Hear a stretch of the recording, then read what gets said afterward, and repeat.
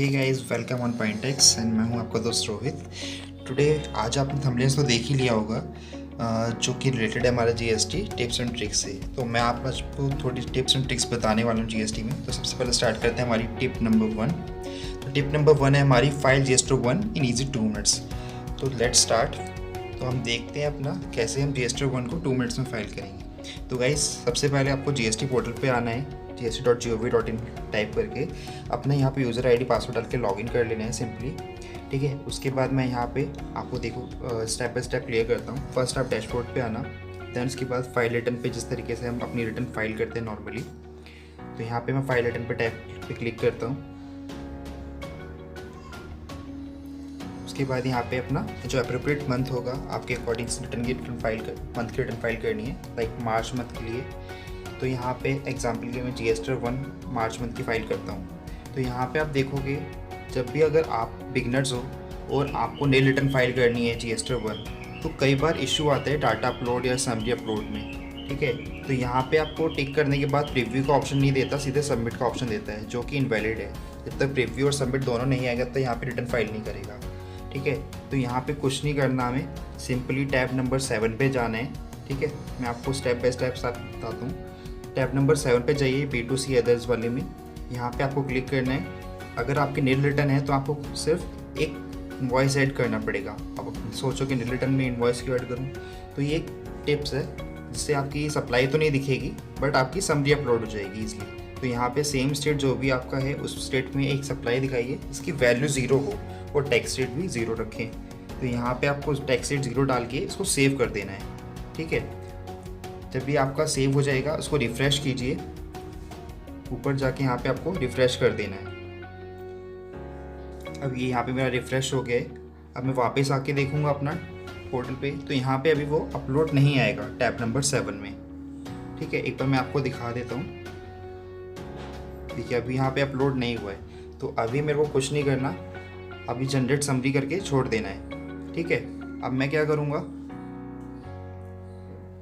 यहाँ पे मेरा 7 में नहीं कुछ दिख रहा कुछ, तो अभी मैं फाइल नहीं कर सकता जब तक मेरी डाटा अपलोड समरी नहीं होगी। तो मैं अभी इसको लॉग आउट कर देता हूँ और वेट करता हूँ 2-3 मिनट्स के लिए। ठीक है, उसके बाद दोबारा से लॉगिन कीजिए। दोबारा से लॉगिन करने के बाद अपना उसी मंथ में जाइए जहाँ पे आपने जीएसटी 1 का डाटा अपलोड किया था, समरी अपलोड करी थी। ठीक है, वहाँ पे मैं जब उसको ओपन करूँगा तो यहाँ पे मेरे पास लिखा आएगा ऊपर नोटिफिकेशन कि आपकी समरी जो है वो अपलोड हो चुकी है। ठीक है, उसके बाद आपको नीचे टैब नंबर 7 में आना है। यहाँ पे आपको दिखेगा एक डॉक्यूमेंट इशू, यानी कि एक सप्लाई दिख रही है 1। तो अब यहाँ पे आपकी समरी अपलोड हो चुकी है। अगर मैं दोबारा अपलोड करने की कोशिश करूँगा तो वो एरर दिखाएगा। ठीक है, तो यहाँ पे कुछ नहीं करना, हमारा डाटा अपलोड हो चुका है, यानी कि एक नील इनवॉइस जिसकी कोई सप्लाई नहीं थी एक्चुअल में। तो इससे कोई दिक्कत नहीं होगी जीएसटी 1 फाइलिंग में, बस एक टिप्स है ताकि आपका डाटा अपलोड माना जाए।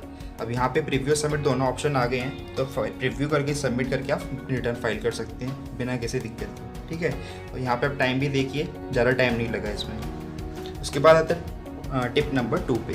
टिप नंबर 2 है private limited company LLP GST return को आप EVC से कैसे करें फाइल।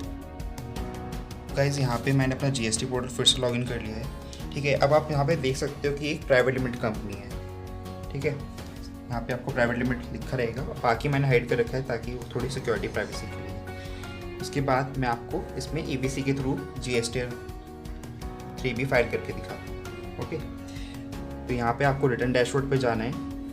उसके बाद अपनी जो सिलेक्टिव मंथ है उसको सिलेक्ट करना है। लाइक जैसे मैं मार्च की एज्यूम कर लेता हूँ, मार्च में आके मैं अपनी 3B पे आता हूँ। तो एज्यूम करता हूँ कि यहाँ पे मेरी 3B एक नील रिटर्न है। तो यहाँ पे फटाफट इसको आगे नील रिटर्न पे फाइल करते हैं, यस करके। अब यहाँ पे मैं अपना जो ऑथराइज सिग्नेटरी है इसको सिलेक्ट करेंगे। ठीक है, अभी यहाँ पे क्या हो रहा है, अभी एक चीज़ और दिखाता हूँ। यहाँ पे ऑथराइज सिग्नेटरी सेलेक्ट करने के बाद अब मेरे पास EVC का ऑप्शन अवेलेबल है। पहले यहाँ EVC का ऑप्शन अवेलेबल नहीं था, सिर्फ DSC का ऑप्शन अवेलेबल था। अब EVC भी अवेलेबल है, तो मैं EVC के थ्रू अपना रिटर्न फाइल कर सकता हूँ और प्रीव्यू करके देख भी सकता हूँ। ठीक है, तो EVC पे मैं क्लिक करूँगा तो मेरे पास OTP आ जाएगा। ठीक है, ये EVC मेरे फ़ोन पे आ गया है। ठीक है, तो मैं यहाँ पे इसको फिल कर लेता हूँ। बट अभी मैं रिटर्न फाइल नहीं करूँगा क्योंकि मुझे अभी आपको और भी कुछ पॉइंट्स और टिप्स क्लियर करनी है। ठीक है, तो अब आप सोचो कि कहीं दूसरा पोर्टल तो नहीं है, तो इसलिए एक बार मैं आपको क्लियर भी कर दूँ। यहाँ पे साइड में आप देख सकते हो ये प्राइवेट लिमिटेड लिखा हुआ है।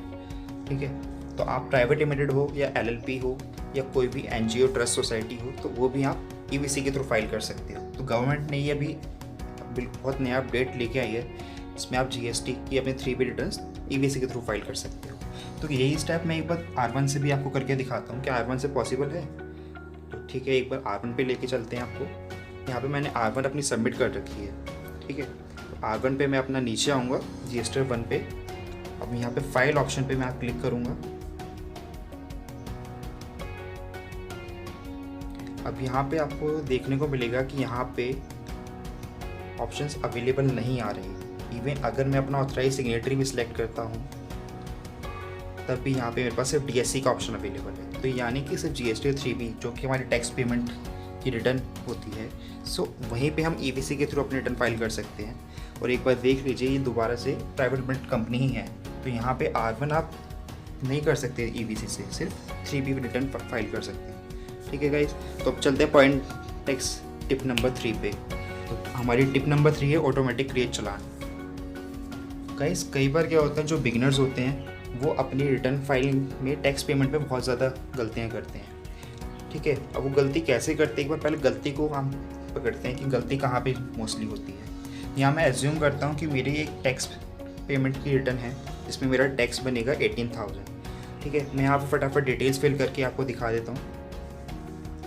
यहाँ पे मैंने अपनी टैक्सेबल वैल्यू डाल दी है 1 लाख, उसके बाद CGST 9,000 and same as SGST 9,000। तो यहाँ मैं इसको सेव करके आगे बढ़ता हूँ। ठीक है, यहाँ पे फटाफट इसको सेव कर लेना है। जब ये सेव हो जाएगा, अब ये मेरे यहाँ पे सेव हो चुका है।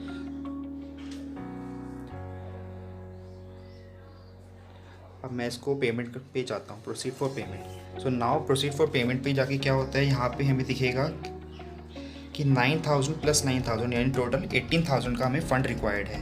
ठीक है, एडिशनल कैश कितना चाहिए हमें, 18,000। तो अब बिगिनर्स क्या करते थे कि वो यहाँ पे चालान किस तरीके से क्रिएट करेंगे, वो मैनुअली चालान क्रिएट करते हैं। कहाँ पे जाके, पेमेंट्स में जाके क्रिएट चालान।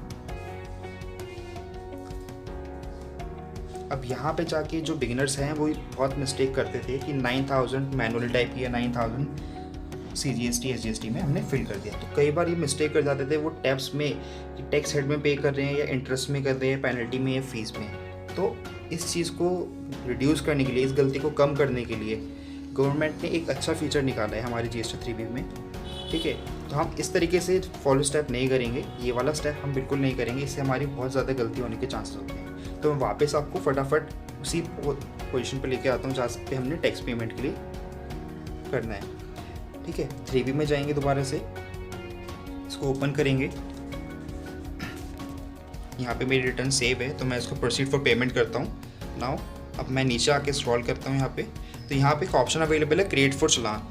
ये ऑप्शन मेरे लिए ऑटो कैलकुलेट करके टैक्स का जो मेरा अवेलेबल होगा, अगर मेरा ITC है तो वो मैं यहाँ पे अपना एडजस्ट भी कर सकता हूँ।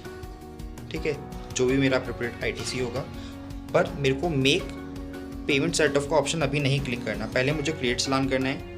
ठीक है, अगर अमाउंट मेरा अवेलेबल होगा तो वो एडजस्ट हो जाएगा, और जो बैलेंस अमाउंट होगा वो क्रिएट चालान के थ्रू ऑटोमेटिक क्रिएट हो जाएगा।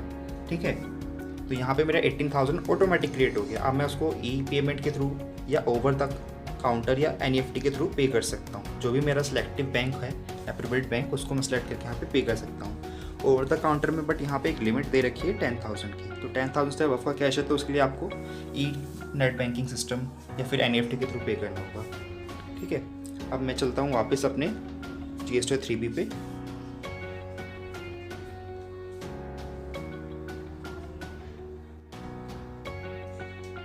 तो यहाँ पे अपना फिर से अपना मार्च मंथ सेलेक्ट कर लेना है, जो भी आपका एप्रोप्रिएट मंथ होगा।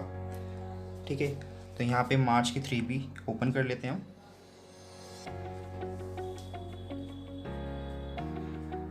तो गाइस जब भी आपका चालान क्रिएट हो जाएगा तो वो यहाँ एडिशनल अमाउंट से हटके यूटिलाइजेशन कैश बैलेंस में आ जाएगा। तो यानी कि ये जो आपका 9,000 CGST SGST बैलेंस है वो उठकर यहाँ यूटिलाइजेशन फिगर्स में आ जाएगा। तो गाइज़ यहाँ आप अपना टैक्स पे कर सकते हैं। तो यहाँ पे हमारी गलती होने के चांसेस 0% हो जाते हैं। तो हमेशा चालान ऑटो क्रिएट करें, ठीक है, ऑटोमेटिक क्रिएट करें। तो होप सो गाइज़ आपको मेरी वीडियो अच्छी लगी हो, ये टिप्स एंड ट्रिक्स आपके काम आएंगी, यूज़फुल होंगी बहुत ज़्यादा। तो लाइक करना, मेरी वीडियो को सब्सक्राइब करना। Thank you for watching, thank you so much.